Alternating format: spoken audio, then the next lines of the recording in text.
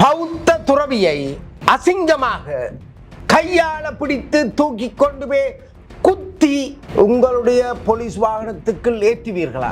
எந்த ஒரு பகுத்தறிவும் இல்லாத பைத்தியக்காரன் போல நல்லூரை சம்பந்தப்படுத்தி பேசியதை அடக்குமுறைகளுக்கு எதிரான ஜனநாயக அமைப்பு வன்மையாக கண்டிக்கிறது.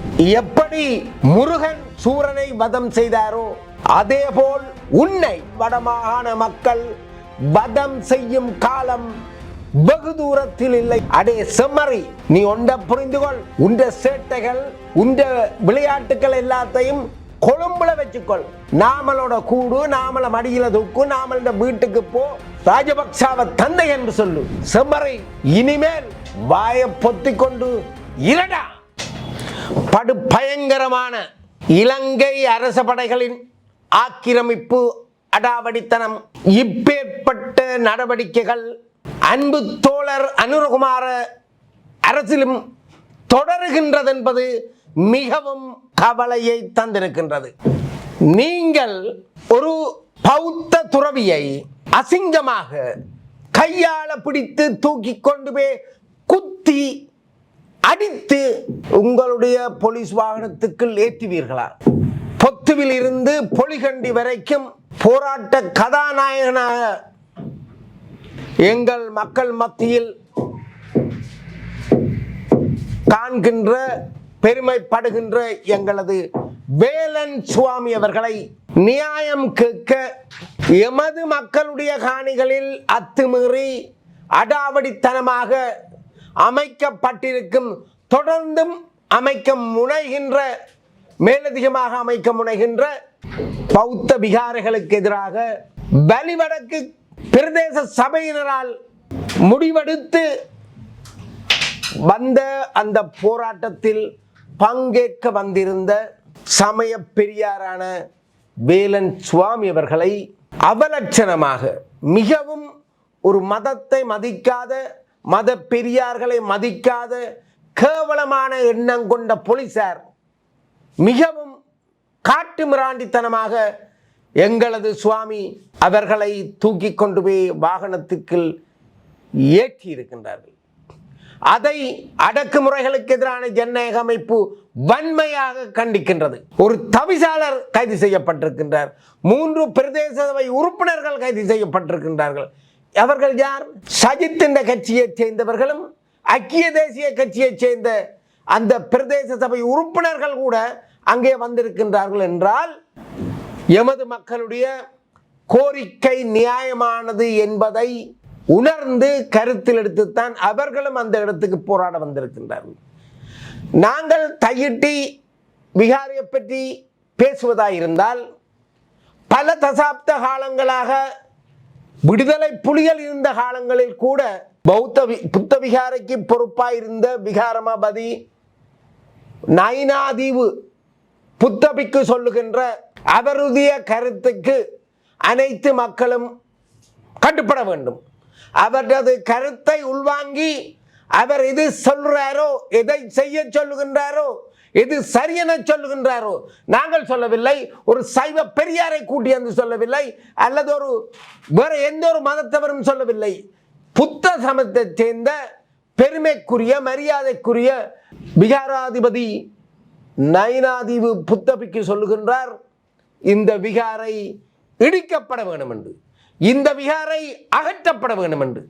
நாங்கள் சொல்லவில்லை, அல்ல அந்த காணிக்காரன் சொல்லவில்லை, அல்ல பிரதேச சபை கூட இதுவரைக்கும் கூறவில்லை. ஆனால் நியாயம் எதுவோ அது செய்யப்பட வேண்டும். தொடர்ச்சியாக மௌனம் காக்க முடியாது ஜனாதிபதி அவர்கள்.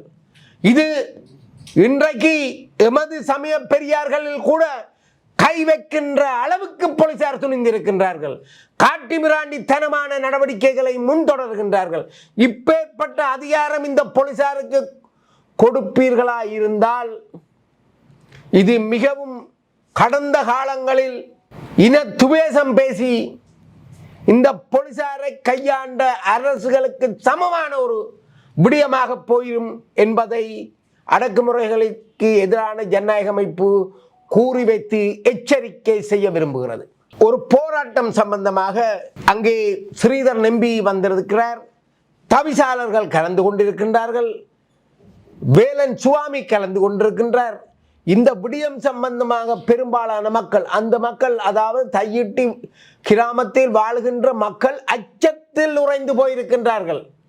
நீங்கள் இராணுவ பாதுகாப்பு கொடுத்து ஒரு புத்தபிக்கு கோயிலை கட்டி இருக்கிறீர்கள். இந்த புத்தபிக்கு கதிர்காமத்தில் இருந்து வந்திருக்கிறார். ஆனா இங்க எங்களோட எல்லா பிரச்சனைகளிலும் ஒன்றாக இருந்து எங்களோட மக்களா வாழ்ந்திருந்த உங்களுடைய விகாராதிபதி நயினாதீவு புத்தபிக்கு என்ன சொல்கின்றார்? அவருடைய கருத்தை கேளுங்கள். நீங்கள் தமிழ் தேசிய மக்கள் முன்னணி சொல்லுகின்றது அல்லது வேறு அரசியல் கட்சிகள் சொல்லுகின்றது எல்லாத்தையும் புறந்தள்ளி ஒரு புத்தபிக்கு சொல்கின்றதை கையாள கை கொள்ள கவனத்தில் எடுக்க ஜனாதிபதி அவர்கள் முன்வர வேண்டும். புத்தபிக்குவை ஒரு விகாராதிபதியை அவரை தாண்டி ஒரு கருத்தை யாராவது சொல்ல முடியுமா? இந்த தமிழ் மக்களோட நீண்ட தசாப்த காலமாக வாழ்ந்திருக்கின்ற புத்தபிக்கு சொல்லுகின்ற அந்த விடயத்தை செயற்படுத்த அனுரகுமார திசநாயக்க அவர்கள் முன்வர வேண்டும். ஒரு பல்லாண்டு காலமாக பல தசாப்தங்களாக தாய் தந்தையரின் காணியில் ஒரு வீடு கட்டி வாழ விரும்புகின்ற ஒரு தையிட்டி குடும்பத்தின் நிலையை எண்ணி பாருங்கள். 1990 அக்டோபர் மாதம் 19 சும்மா இருந்த மக்களை சந்தோஷமாக விவசாயம் செய்து எந்த ஒரு பிரச்சனையும் இல்லாமல் இருந்த மக்களைத்தான் இந்த விமானப்படை விமானத்திலிருந்து துண்டு பிரசுரங்கள் அடிச்சு நீங்கள் உடனடியாக இந்த இடத்தை விட்டு வெளியேறுங்கள் என்று அச்சுறுத்தி வெளியேற்றியதுதான் இலங்கை அரசும் இலங்கை அரசு படைகளும். மக்கள் பிரச்சனையால வெளியேறவில்லை. அங்கே ஒரு மக்கள் உயிரிழந்ததாக தகவல் ஒன்றுமில்லை. அங்கே ஒரு சண்டை நடந்ததாக கூட ஒன்றுமே இல்லை. ஊர் மக்களிடம் போய் கேளுங்கள். அப்பேற்பட்ட அமைதியாக வாழ்ந்த மக்களை நன்கு திட்டமிட்டு தமிழனை அடித்து துன்புறுத்தி அலக்களித்து அவனது வாழ்வை இல்லாமலாக்கி அவர்களுக்கு அச்சத்தை ஏற்படுத்தி ஒரு ஆக்கிரமிப்புக்குள் ஆட்சி செய்ய விரும்பிய கடந்த கால அரசும் அரச படைகளும் தான் அனைத்து போராட்டங்களுக்கும் அனைத்து விடுதலை போராட்டங்களுக்கும் அனைத்துக்கும் காரணமாக இருந்திருக்கின்றார்கள். அப்பேற்பட்ட ஒரு வேலையைத்தான் இந்த அப்பாவி மக்கள் மீதும் அப்பாவி மக்களை ஏமாற்றி வலிவடக்கு பிரதேசத்திலே இருந்து ஓடச் செய்திருக்கின்றீர்கள். அவர்கள் இந்த நாட்டு பிரஜைகள். அவர்களுக்கு இந்த நாட்டில் வாழ்கின்ற அனைத்து அருகதையும் இருக்கின்றது. அப்பேற்பட்ட ஒரு சூழ்நிலையில் நீங்கள் அதை செய்திருந்து இன்றைக்கு என்ன சொல்லுகின்றீர்கள்?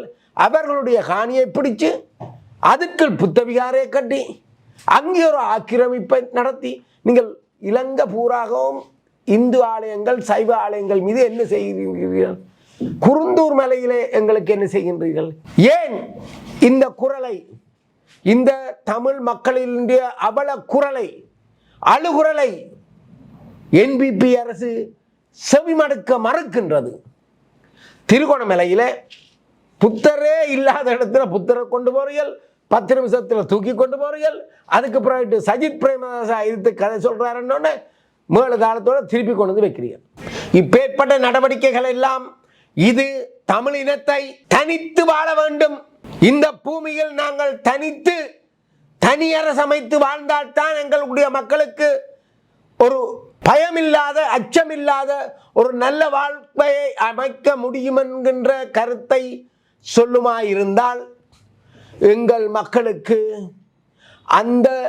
அதை பற்றி அந்த தனியரசை நோக்கி போவதை தவிர வேறு ஒரு வழியும் இல்லை, இருக்காது என்பதை அன்பு தோழர் அனுரகுமாரத்தின் அரசு நன்கு புரிந்து கொள்ள வேண்டும். நல்லூர் சம்பந்தமாக பாராளுமன்ற உறுப்பினராக தவறுதலாக சென்றிருக்கின்ற அர்ச்சுனா அவர்கள் மிகவும் கீழ்த்தரமாக கருத்து கூற முற்பட்டிருக்கின்றார். நல்லூர் ஒரு அற்புதமான முருகன் ஆட்சி கொண்டிருக்கும் ஒரு ஆலயம். அதை பற்றி கருத்து கூறுவதற்கே எந்த ஒரு மனிதரும் அச்சப்படுகின்ற அருளை கொண்டிருக்கின்ற அற்புதமான முருகன் வீற்றிருக்கும் ஆலயம். கந்தவேலன் காவல் காக்கின்ற தமிழர்களை காவல் காக்கின்ற கந்தவேலன் குடிகொண்டிருக்கும் நல்லூர் கந்தனை பற்றி தவறாக விமர்சிக்க முனைவது வன்மையாக கண்டிக்கப்படத்தக்க ஒரு விஷயம். பாராளுமன்றத்தில் செம்மறி ஒரு உயர்ந்த சபையில் எப்படி கதைக்க வேண்டும் என்று தெரியாமல் ஒரு பைத்தியகாரன் மாதிரி, ஒரு விசர் பிடிச்சவன் மாதிரி அலட்டிக்கொண்டு தவறுதலாக கருத்தை கூறிக்கொண்டு திரிகின்ற, பாராளுமன்ற ஆசனத்தில் போய் அமர்ந்து கொண்டிருக்கின்ற ராமநாதன் அர்ச்சுனா அவர்கள் தவறுதலாக மக்களால் தெரிவு செய்யப்பட்டவர்கள் பட்டிருக்கின்றார் என்பதை வாக்கு போட்ட மக்களே இன்றைக்கு கவலை கொள்ளுகின்ற அளவுக்கு இந்த அர்ச்சுனாவின் நடவடிக்கைகள் தொடர்கின்றன. அர்ஜுனா இந்து பக்தர்களால், சைவ மக்களால் இனிவரும் காலங்களில் இப்பேற்பட்ட நடவடிக்கைகளில் அர்ஜுனாவின் யாழ்ப்பாண பிரசன்னத்துக்கு கூட ஒரு ஆபத்தை விளைவிக்கக்கூடிய சூழ்நிலையை உருவாக்கும் என்பதை அர்ச்சுனா எம்பி அர்ச்சுனா அவர்களுக்கு சொல்லி வைக்க விரும்புகிறோம். சைவ சமயத்தை சேர்ந்த மக்கள் பெரும்பாலும் வாழ்ந்து கொண்டிருக்கின்ற இந்த வடமாகாணத்தில் அர்ச்சுனா என்பவர் மிக சாதாரணமாக நல்லூர் கோவிலை இடித்ததன் பின்பு பல கோடி வருடங்களாக இங்கே அமைந்திருக்கின்ற சைவ மக்களின் அருள் பாலிக்கின்ற நல்லூர் கந்தன் ஆலயத்தை இடிக்க சொல்லி அச்சமின்றி வார்த்தையை உபயோகித்த அர்ச்சுனாவை அடக்குமுறைகளுக்கு எதிரான ஜனநாயக அமைப்பு வன்மையாக கண்டிக்கிறது. இனிவரும் காலங்களில் சைவ மக்கள் அர்ஜுனாவின் வடமாகாண வருகையை, வடமாகாணத்துக்கான பிரசன்னத்தை வன்மையாக எதிர்க்கக்கூடிய சூழ்நிலை ஒன்று இப்பொழுது உருவாகி இருக்கின்றது என்பதை ராமநாதன் அர்ச்சுனா அவர்களுக்கு அடக்குமுறைகளுக்கு எதிரான ஜனநாயக அமைப்பு சொல்லி வைக்க விரும்புகிறது. தனியார் காணியில் எந்த ஒரு அனுமதியும் இல்லாமல் கட்டப்பட்டிருக்கும், பலாத்காரமாக கட்டப்பட்டிருக்கும், கதிர்காமத்திலிருந்து வந்து பலாத்காரமாக விரட்டி அச்சுறுத்தி கட்டப்பட்டிருக்கும் பௌத்த புத்த கோயிலுக்கும் புத்த விகாராமாதிபதி நயனாதிபி விகாராதிபதி புத்தபிக்கு அவர்களே அந்த கட்டிடத்தை, அந்த புத்த கோயிலை இடிக்க வேண்டும், இடிப்பது சரியானது என கருத்து கூறியிருக்கும் இந்த நிலையில் எந்த ஒரு சம்பந்தமும் இல்லாத, எந்த ஒரு ஆளுமையும் இல்லாத, எந்த ஒரு பகுத்தறிவும் இல்லாத பைத்தியக்காரன் போல நல்லூரை சம்பந்தப்படுத்தி பேசியதை அடக்குமுறைகளுக்கு எதிரான ஜனநாயக அமைப்பு வன்மையாக கண்டிக்கிறது.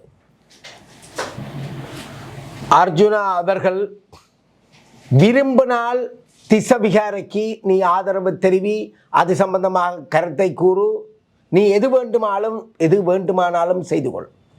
ஆனால் நல்லூர் கந்தனை பற்றி உனது வாயிலிருந்து வெளிவந்த கொண்டு வரப்பட்ட வசனம் மீளப் பெறப்பட வேண்டும்.